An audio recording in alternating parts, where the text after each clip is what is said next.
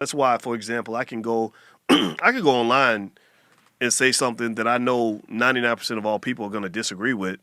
But if the signal's strong, you just go with it. You know what I mean? And you know it's going to That's be okay. crazy. That's crazy. You are not afraid to go there. It's often said that a person who is a jack of all trades is a master of none. Mm. But somehow, man, it seems like you've been able to debunk that theory. How do you do it? How do you juggle so many things at once and is so good at all of those things? Uh, Purpose, right? Hard work.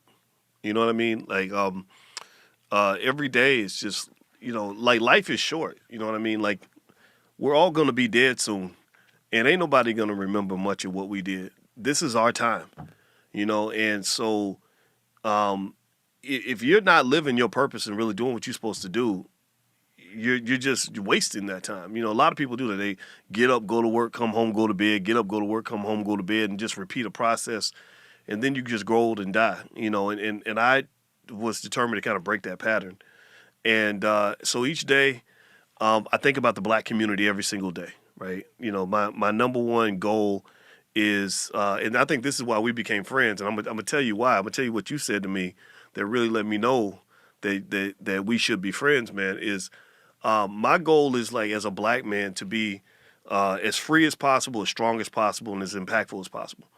And I think you do that through courage. You do that through intelligence. You do that through strategy. You can't sit around and feel sorry for yourself. You just got to go hard with it. Mm-hmm. And I'll even say that what led us to be friends was, I remember you said something where you said, "Ain't nothing you could do to me that I can't do to you." And I like that statement because I hear too many black men talk about what the white man he could do this and they gonna do that and da da da da. And I'm like, but you can punch back too. Mm-hmm. You have a divine power that really nobody can match. I don't think anybody can really match a strong, smart, intelligent black man when he's at his best. I think when we're at our best, we become like real life superheroes. You know what I mean? And I like that about you because I can see where you were tapped into that. You know what I mean? So ultimately, man, I think it's about playing offense. In your life, you can't just play defense. You can't just be scared like, oh, what are they gonna do to me next, and how are they gonna attack me next? No, you play offense. Make them respond to you. You ain't got to always respond to them. So there we go. Perfect.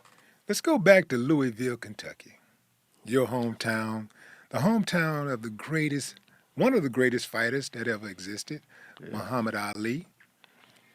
Have you ever met Muhammad Ali? Never met him, man. I feel like Now, I how do have. you live? How are you born in Louisville, Kentucky, and still have a connection in Louisville, Kentucky after all these years, Yeah. and not have met the greatest? Because he left Kentucky for the same reason I did. He left because the racism, and just and you notice you're from Texas, so I Mhm. mean that's probably worse. But it Well, was I've never experienced a racial incident in my life yet. I just want to say that out loud. yeah, right. Yeah, man. It's We're like post-racial in Texas, but go ahead. yeah, man. But it's like it was like one of those things, man, where Ali left. Ali, he wasn't. It wasn't like he was around when I was growing up, but Hmm. he was a legend, and everybody talked about him. My father would talk about him, and I would watch his movies and all that. And I remember he did that movie called The Greatest. Hmm. And actually, there was a scene in that movie where they were in the Omni Hotel, I think, in Atlanta. And that's actually where we're having the All Black National Convention. And in fact, that's why I was excited when they picked that hotel, when the team did. I said, yeah, that was in the movie The Greatest. And the reason I think about that movie is because in that movie, when he was talking about, I believe the children are our future and all that, I felt like he was talking about me. Like I felt like I was one of those kids that he was actually being courageous for to clear a path for later. So Ali was always a part of my spirit, man. I would read books about him, and my father bought me this thing where his handprints were in it. I put my handprints up against his. He has real small hands, by the way. It was real surprising. And so he was all that Ali spirit definitely was there. And I remember when I would go through tough situations, I would look at his life and the stuff he went through. And I would be like, well, what I'm going through ain't nothing compared to what he went through. He fought through that in the 60s. I could fight through this in the 90s and the 2000s. So Ali was present. My grandmother went to high school with him.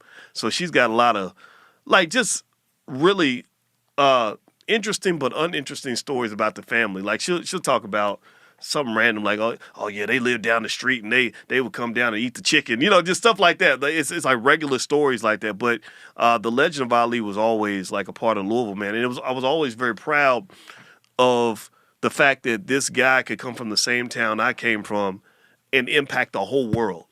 That was real cool, because Louisville ain't exactly a city that you talk about in daily conversation. It's not like Chicago or New York or whatever. And the fact that this guy was around the world and had everybody talking about Louisville, man, that's inspirational. So Ali was one of my greatest heroes. I know his daughter, but and her husband, they're real cool people. But I never met Ali. Which daughter? Layla. Okay.